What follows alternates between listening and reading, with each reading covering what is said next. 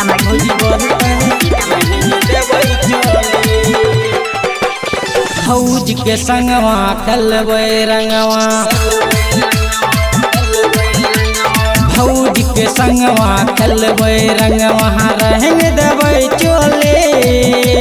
भौजी के संगवा खेलबै रंगवा रंग देबै चोली। भौजी बोलते जे हमारा बोली, भौजी के रंग देबै चोली।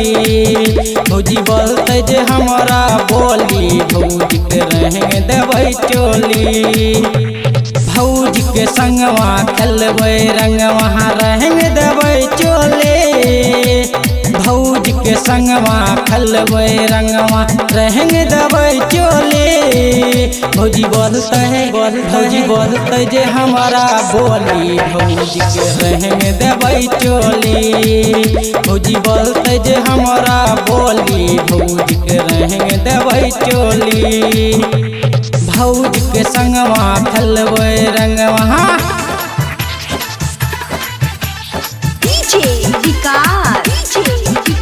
महबूब रिकॉर्डिंग स्टूडियो, पहली चौक सिंहेश्वर, पहली चौक सिंहेश्वर।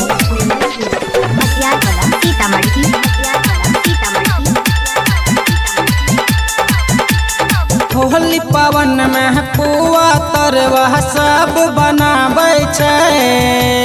भौजी के सहेली हमरा रंग लगाबै छै। होली पावन में पुआ तरवा सब बनाबै छै। भौजी के सहेलियो हमरा रंग लगाबै छै। रंग लगाब महर गेलै,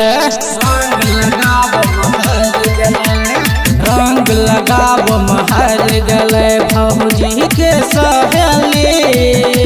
रंग लगाब महर गेलै भौजी के सहेली। भौजी बोलते जे हमारा बोली, भौजी के रंग देबै चोली। भौजी बोलते जे हमारा बोली, भौजी के रंग देबै चोली।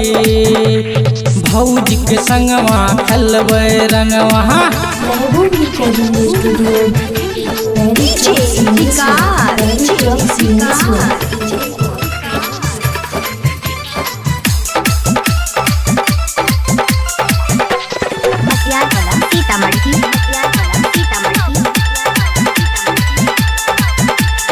परवेश प्रेम सिंटू राजा पिलकै महुआ बियर।